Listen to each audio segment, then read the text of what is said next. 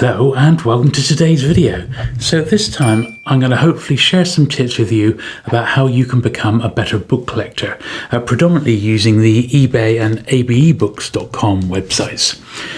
So a little while back I decided to collect the books of Dick Francis. Now Dick Francis was a thriller writer. He used to be a National Hunt jockey, and he was in fact jockey for the Queen Mother, and he once he retired from racing, he started writing about racing for the Daily Express, and then he published his autobiography, which was this one, The Sport of Queens. Then a few years later he actually published his first fiction book set within the world of racing, which was called Dead Cert. He then went on to write pretty much a brand new thriller every single year right up until when he died.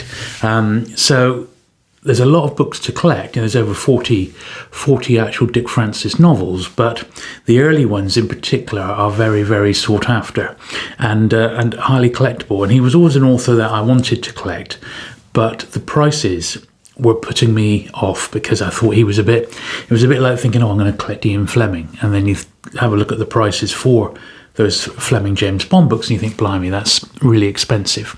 However, nowadays, because there isn't a new Dick Francis book being published every year, and the sort of people who perhaps collected Dick Francis are maybe, past buying, because he's not releasing a new book each year. Maybe they've sort of fallen out of the habit of it. They're not trying to get a set together, or maybe he's just not quite as collectible as he used to be, simply because there's no new product being issued.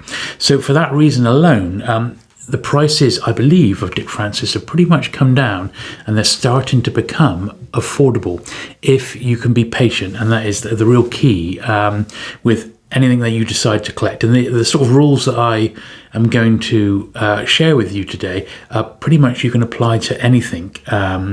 But patience is definitely the key. If you're impetuous and you have to have something there and then, well, you're going to end up paying for it. But if you're a savvy collector and you're prepared to wait, it can pay dividends. So the first thing I decided to do, I had a pretty good idea of most of the early Dick Francis books because I've got them in Penguin paperback edition anyway, before they moved to Pan. But the first thing I did was my research. So I got myself, in fact I already had a copy of this, which was Book and Magazine Collector. Now this is sadly no longer going. It was one of those victims of, the internet basically, and people being able to find stuff on there. But the last time to my knowledge, that they had a look at Dick Francis was in the November 97 issue, and the Dick Francis section is right at the start here, and this is basically, it gives like a potted biography of his life, and then it lists all the books up to that point, up until 1997. Little things to look out for, and there's a really nice sort of little bibliography there. And even back then, it does give prices. Even back then, Dead Cert, which is his first novel, was listed as £100 to £125 without a dust wrapper, or £1,500 in its original dust wrapper. This is in fine condition. The Sport of Queens in first edition, in dust wrapper, £200 plus. Nerve in its original dust wrapper, 400 to 500. For kicks, 200 to 300. Odds against, 140 to 180. In fact, the first sort of 10 or so books up to about 1970 are at least £50 in a dust wrapper. So that's what the prices used to be, and believe me, he used to sell for that. He was incredibly collectible, and that's what they used to go for. So I would say, whatever you were deciding to collect, do your homework first. So as I said, I've got this copy of Book and Magazine Collector. You can generally pick these up online for a couple of quid each. I picked up, there's a bookshop quite local to me. He's got a huge stack of them.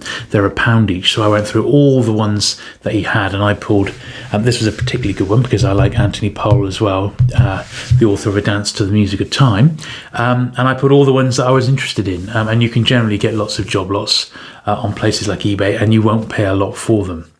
Once you've done your research, your next thing to do is to go online. So I would definitely recommend checking Wikipedia. So go to the Wikipedia page, type in, as in this example, Dick Francis, Wikipedia, and you'll get, once again, an online biography of his life. There's an incredibly handy checklist there of all his books in publication order. Some of the later ones they've got ISBNs for as well, which is really handy. And you'll be able to make your own particular wants list. Then, once you've done your homework, I would suggest you go to, well, I use two sites basically to look for books when I'm looking, as well as my local bookshops, which, you know, can have some bargains in. I tend to go to eBay, and in the UK, ebay.co.uk, and I also go to ABEbooks. So that's the two sites we're going to take a look at now. So here we are. So as you can see, there's quite a selection of Dick Francis first editions actually for sale on eBay at any one time. As I said, a few hundred.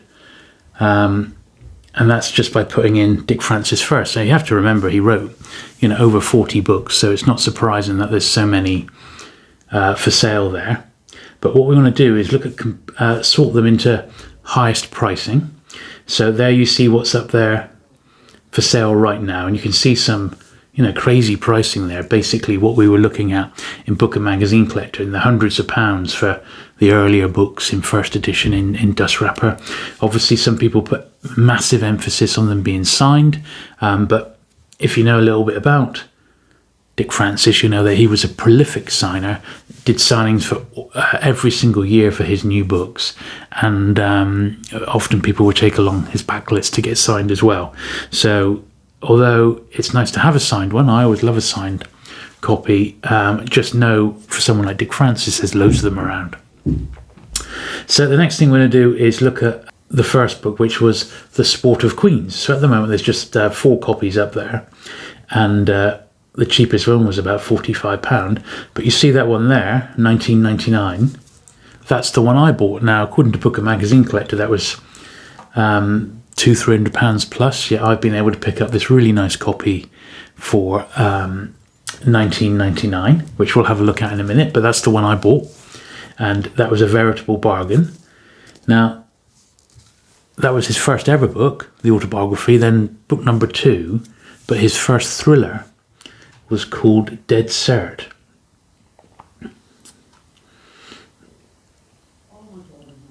So I'm popping in a search here for Dead Cert. And at the moment there's a nice American copy there, but it's 1,600 quid. There's a copy there signed, but it's in a facsimile dust wrapper for £200, and it's absolute dog inside. And completed, there hasn't been a first hardback available for sale. So, on that particular one,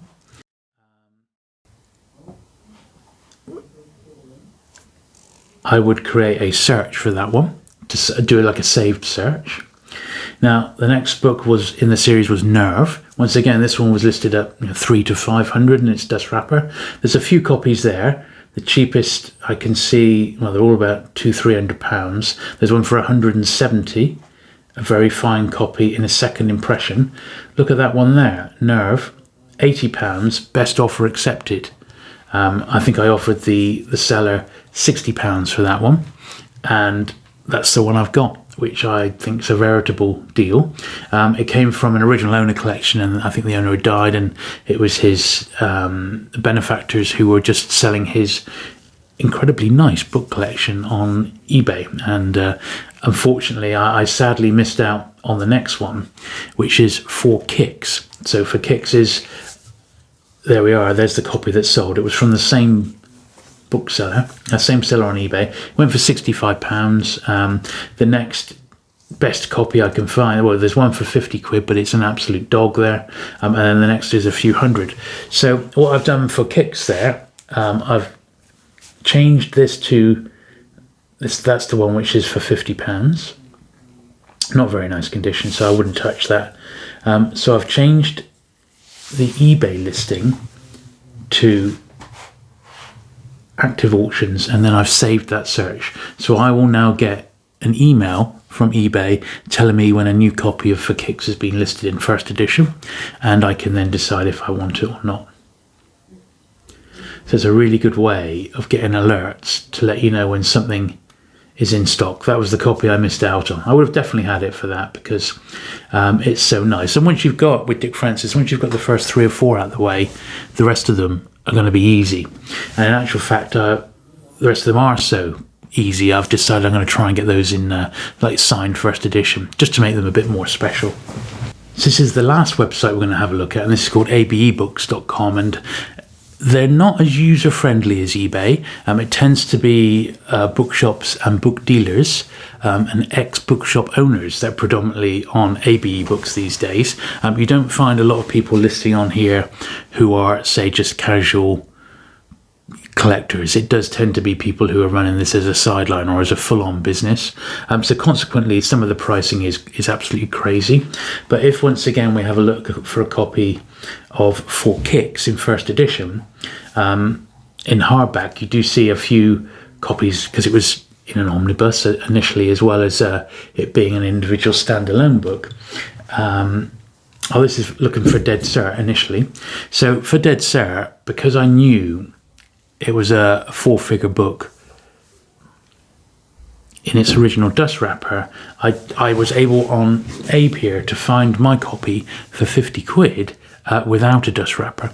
Now, I'm not fussed about it because I can get an accurate facsimile dust wrapper from America for about £12. So, and it's a really, really high quality one as well. And I've got a few others that I'm going to get as well for my early C.S. Forrester books.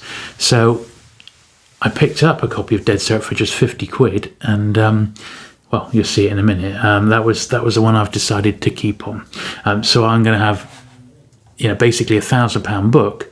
I'm going to get it for a really nice copy in a beautiful dust wrapper for about 60 quid. So I don't mind that too much. Next one I was looking for was I've got Nerves, so I'm looking for Dead Sir, and unfortunately there isn't a copy up there at the moment, which I think is reasonably priced. They're all like a few hundred quid. So what you have to do, you have to hit that create a want down the bottom there. You refine your search as best you want. So the only thing I'm sort of adding on here is that I definitely want it in a dust jacket. So I'm clicking that little box, and then towards the bottom you've got add want. So a bit like an eBay saved search, ABE will then email you when a new first edition gets listed, and then you can decide whether to act on it or not. So here are the books that I ended up buying. So this was my 1999 copy of The Sport of Queens. Now I've got it in a nice plastic wrapper. I only put these plastic wrappers on a couple of days ago, so they haven't quite flattened out completely yet. But for 1999, although it's been price clipped, it's still the first edition, and it's a very, very nice copy of it as well. There we are, his first book there, 1957, and certainly rather cheaper than what Book and Magazine Collector were suggesting, where it was up to say £300 for that first edition. All right, this is not mint or fine by any means, but it's still a very, very nice copy of what is a tough little book to find. Here's my copy of Dead Sir. This is the one I paid £50 for. Beautiful silver lettering still. There's a bit of wear or rubbing rather there. But apart from that, the book is absolutely in great shape. A little bit of page edge foxing, but there we are. That's a Dick Francis first edition of his first book. One other thing I did do, I went onto eBay and I picked this up. So this is a what they call a first day cover. So it's just on an envelope with some stamps on from 1978, and the stamps have been stamped in a post office in Epsom, Surrey, and then it's been signed by Dick Francis. So although my copy of Dead Sir isn't a signed one, I am going to slip my little first day cover in there, and I've basically got the first book signed by him, which I think is really nice. And then I was able to get his next book, Nerve. Once again, you saw that. I think I got this one for 55 in the end. Once again, this was 300 to 400. It's in its original dust wrapper, so I'm very, very pleased with that. And the dust wrapper is in great, great shape. So a little bit of tape removal mark at the top there. But apart from that, I'm super pleased with that one. Once again, a little bit of foxing on the 8-page edges, but to be honest, for such a key book, getting it for that sort of price, I think was very, very good. And I'm certainly pleased to have it in my collection for that sort of money, because it is an expensive book. So I'm going to carry on collecting, and I'm going to keep my eyes peeled for 4 Kicks. But it may be I have to wait 2, 3, 4, 5 months, I don't know, until a copy turns up. So in the meantime, I'm now going to move on to the next one. So it's been 2 or 3 weeks and I've not come across a copy of For Kicks yet. So the next one in the series is Odds Against. So that will be the next one sort of on my hit list. So I think the main thing I can advise you is that patience is definitely a virtue. If you don't find a copy immediately, just be patient, because eventually one will turn up, particularly if you're collecting an author which perhaps isn't quite as hot as someone who's still writing today. Generally speaking, when an author stops producing new work, the sort of interest in all their backlist tends to die off a little bit. So that's perhaps the time then to pounce. Also, these things goes in waves, so it may well be Dick Francis has a revival and he becomes super popular again. Who can tell? But for now, I think he's one of those authors that represents really good value for money, I think. And you can apply this practice to anything. The other thing I would definitely say, I've been a big fan of the Hard Case Crime paperbacks recently, and I've been very, very lucky in that by just popping in Hard Case Crime and then Bundle, and then Hard Case Crime Job Lot, and having those saved on eBay, occasionally you'll get a little bunch of 7, 8, 10, 20 of books in that series that you can pick up in a job lot for quite cheap. And if you're starting a collection, that's a really good way of getting a collection off and running.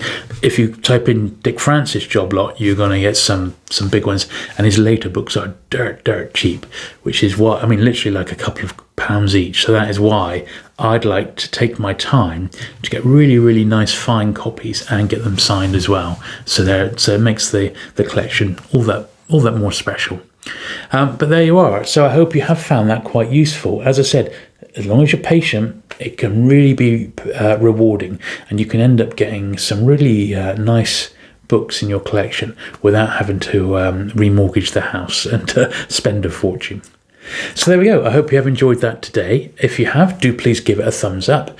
Do please consider subscribing for regular vintage book and paperback related content, and I shall look forward to seeing you again very soon. Bye.